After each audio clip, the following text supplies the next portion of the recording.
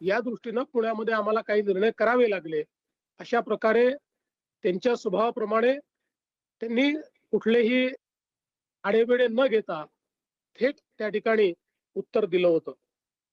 आणि मला असं वाटतं की आज ही देखील अतिशय महत्वाची गोष्ट आहे की ज्या प्रकारचं आधुनिक इन्फ्रास्ट्रक्चर आपण तयार करतो, ज्या प्रकारे या सगळ्या पुलांचं डिझाईन आपण या ठिकाणी करतो, त्यातनं एक विकसित अशा प्रकारचं शहर म्हणून पुण्याकडे बघण्याचा दृष्टिकोन हा निश्चितपणे त्या माध्यमातून बदलतोय.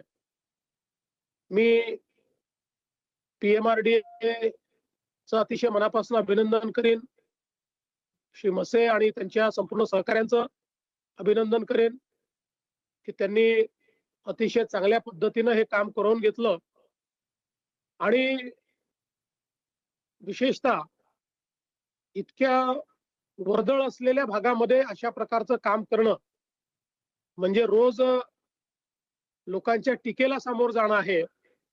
पण जेव्हा चांगलं काहीतरी घडवायचं असतं त्यावेळी अशा प्रकारची टीका देखील सहन करावी लागते. आज पुणे हे सर्वात झपाट्याने बदलणारं आणि विकसित होणारं शहर आहे. मगाशी मुरली अण्णा सांगत होते,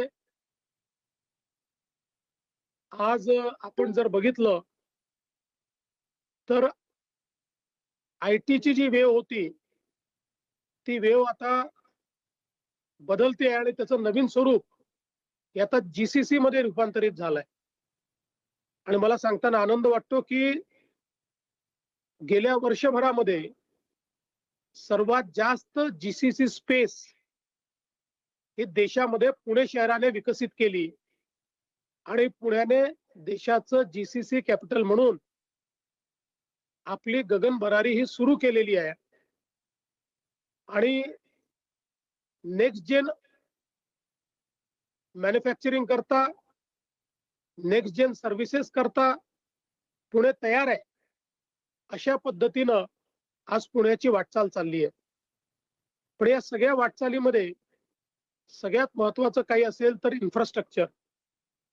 ज्या प्रकारे बंगलोर सारखं शहर इन्फ्रास्ट्रक्चर बॉटलनेकमुळे त्यांची ग्रोथ कुठेतरी थांबते.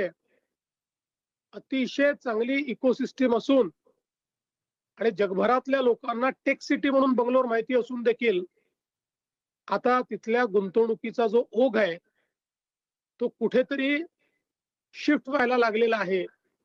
आणि म्हणून वेळेत पुण्यामध्ये इंटरव्हेन्शन्स करून पुण्याला डिकंजेस्ट करणं हे अत्यंत महत्वाचं आहे. आणि म्हणून दादा असतील, मी असेल, शिंदे साहेब असतील, आम्ही हा सातत्याने प्रयत्न केला की पुण्याला आपल्याला डिकंजेस्ट कसं करता येईल, पुण्याची वाहतूक ही योग्य प्रकारे कशी नियंत्रित करता येईल. जसं आपण नेहमी सांगतो की पुण्यातला सगळ्यात मोठा बॉटलनेक काही असेल तर एकूणच पुण्यामध्ये रस्त्याखालची जागा केवळ 9% आहे, जी इतर तुलनात्मक शहरांच्या दृष्टीनं अतिशय कमी आहे. आणि म्हणूनच उड्डाण पूल असतील, ग्रेड सेपरेटर्स असतील आणि त्यासोबत आता भुयारी मार्ग हा देखील एक महत्वाचा विषय आपण हातामध्ये घेतलेला आहे. मला असं वाटतं की आज पुण्याच्या या वाहतुकीची कोंडी दूर करण्याकरता जमिनीवर, जमिनीच्या वर आकाशात आणि जमिनीच्या खाली पाताळात सगळीकडे एकाच वेळी इंटरव्हेन्शन केलं तरच पुण्याचं जे पुढचं स्वरूप आहे एक आधुनिक शहर म्हणून ते आपण प्रस्थापित करू शकतो. आणि त्या दृष्टीने अतिशय वेगानं काम आपण सुरू केलंय. पुणे महानगरपालिका आणि पीएमआरडीए या दोघांच्याही संयुक्त प्रयत्नातून पुणे आणि आउटर पुणे असा एक एकात्मिक नागरी भाग आपण विकसित करतो. त्याचा ग्रोथ प्लॅन आपण तयार केलेला आहे. विशेषतः 2 रिंग रोड की ज्याकरता देखील माननीय अजितदादांनी सातत्याने आग्रही भूमिका घेतली. याचं काम आपण करतो. ते काम असेल पुढच्या काळामध्ये मेट्रोचे नवीन नेटवर्क्स असतील आणि त्यासोबत माननीय गडकरी साहेबांच्या मदतीने मगाशी सुनेत्रा वहिनींनी ज्या लिंक्सचा उल्लेख या ठिकाणी केला ते सगळ्या लिंक्स असतील. याचं काम केल्यानंतर निश्चितपणे पुणे आपण डिकंजेस्ट करू शकणार आहोत आणि त्या दृष्टीने राज्य सरकार पूर्ण शक्तीनिशी या सगळ्या प्रकल्पांच्या पाठीशी उभा आहे. पुण्यातलं पब्लिक ट्रान्सपोर्ट अधिक स्ट्रेंथन करायचं, पुण्याला सस्टेनेबल शहर म्हणून त्या ठिकाणी तयार करायचं, अशा अनेक गोष्टी आपण हातामध्ये घेतल्या आहेत आणि माझा विश्वास आहे की पुढच्या काळामध्ये या सगळ्या गोष्टी आपल्याला गतिशीलतेने करता येतील. खरं म्हणजे आपल्या एकूण पद्धतीमध्ये आता एक महत्वाचा सुधार करण्याची आवश्यकता आहे की प्रोजेक्टचं लाईफ म्हणजे कन्स्ट्रक्शनचं जे लाईफ आहे किंवा कन्स्ट्रक्शनचं जे सायकल आहे हे सायकल पुढच्या काळामध्ये 2.5 ते 3 वर्ष असलं पाहिजे.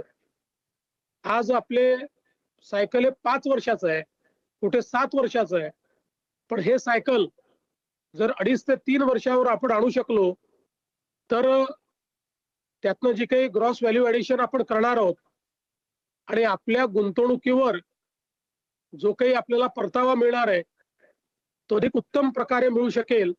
आणि म्हणून पुढच्या काळात आपल्या प्रकल्पांचं नियोजन करताना ते 2.5 ते 3 वर्षात कसे संपतील आणि त्याकरता मुख्यत्वे करून युटिलिटीज असतात, त्या ठिकाणच्या अडचणी असतात, या सगळ्या पहिल्यांदा अकाउंट फॉर कशा करता येतील याचा विचार देखील आपल्याला करावा लागेल.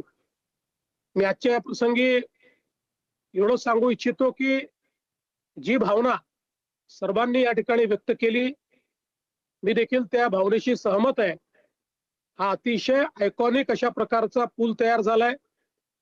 एक प्रकारे आपली अभियांत्रिकी शक्ती दाखवणारा अशा प्रकारचा एक हा पूल आहे. त्याचं जे एकात्मिक डिझाईन आहे ते निश्चितपणे आधुनिकतेला शोभेचं अशा प्रकारचं डिझाईन आहे आणि म्हणून या एकात्मिक दुमजली पुलाला स्वर्गीय अजितदादांचं नाव देण्यात यावं अशा प्रकारची जी सर्वांची मागणी आहे मी देखील त्याच्याशी सहमत आहे आणि निश्चितपणे आपण तशा प्रकारचा निर्णय घेऊ.